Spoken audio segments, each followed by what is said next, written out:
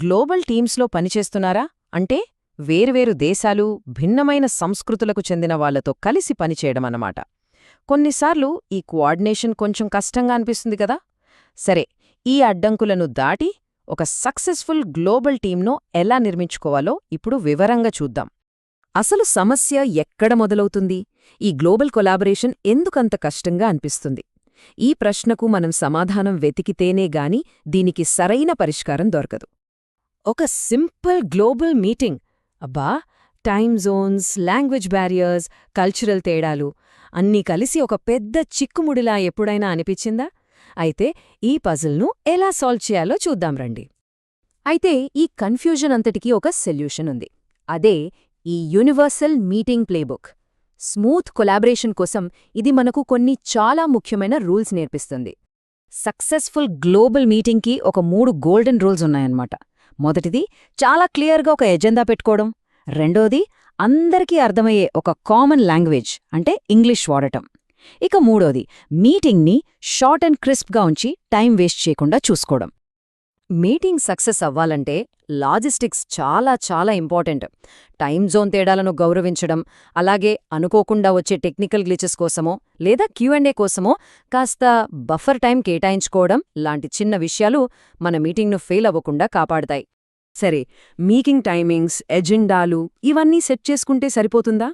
అస్సలు సరిపోదు. అసలైన ఛాలెంజ్ కల్చరల్ డిఫరెన్సెస్ని అర్థం చేసుకోవడంలోనే ఉంటుంది. ముఖ్యంగా నిర్ణయాలు తీసుకునే విధానంలో ఎవరు నిర్ణయిస్తారు, ఎలా నిర్ణయిస్తారు అనేది కీలకం. ఒక్కసారి చూడండి, వేర్వేరు కల్చర్స్లో డెసిషన్స్ తీసుకునే పద్ధతి ఎంత డిఫరెంట్గా ఉంటుందో. USA, ఆస్ట్రేలియా లాంటి దేశాల్లో ఫాస్ట్ డెసిషన్స్కి ఇంపార్టెన్స్ ఇస్తారు. అదే స్వీడన్, నెదర్లాండ్స్ లాంటి చోట్ల అందరి అభిప్రాయం తీసుకున్నాకే ముందుకు వెళ్తారు. మరోవైపు జపాన్, మలేషియా లాంటి దేశాల్లో లీడర్ టీంని కన్సల్ట్ చేసి డెసిషన్ తీసుకుంటారు. ఈ తేడాలను గమనించడమే ఎఫెక్టివ్ కొలాబరేషన్కి ఫస్ట్ స్టెప్ అన్నమాట. సరే, ఇప్పుడు ప్రెజెంటేషన్ సంగతేంటి? గ్లోబల్ ఆడియన్స్ ముందు మాట్లాడేటప్పుడు మనం ఏం చెప్తున్నామన్నోది కంటే ఎలా చెప్తున్నామన్నోదే చాలా ముఖ్యం. ఉదాహరణకి, ఒకవైపు USA, UK, ఆస్ట్రియా లాంటి దేశాల్లో ప్రెజెంటేషన్లు స్ట్రెయిట్ ఫార్వర్డ్గా, షార్ప్గా ఉంటాయి.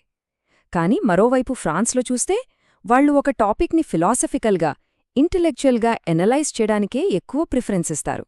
చూసారా ఎంత తేడా ఉందో? ఈ తేగాలు ఇక్కడితో ఆగిపోవు. జర్మనీ వాళ్లకైతే చెప్పే ప్రతి మాటకి రీసెర్చ్ బేసుండాలి, డేటా కావాలి.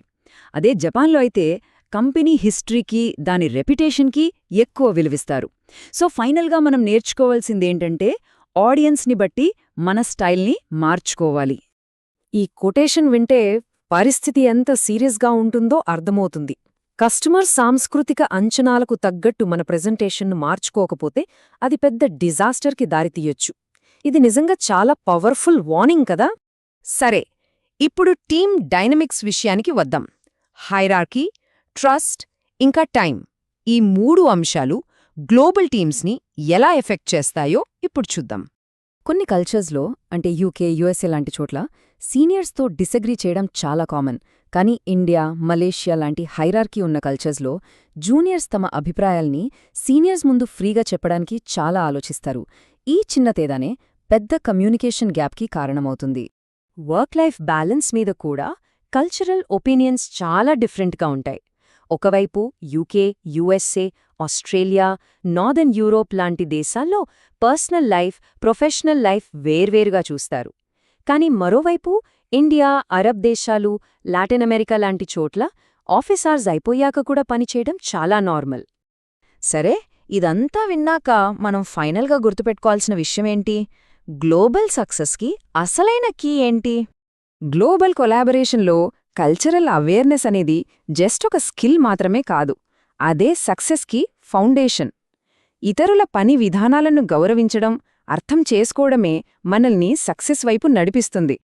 ఈ అనాలిసిస్ ముగించే ముందు ఒక చిన్న ఆలోచన.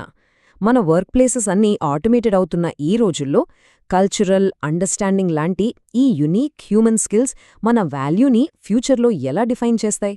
ఒక్కసారి దీని గురించి ఆలోచించండి.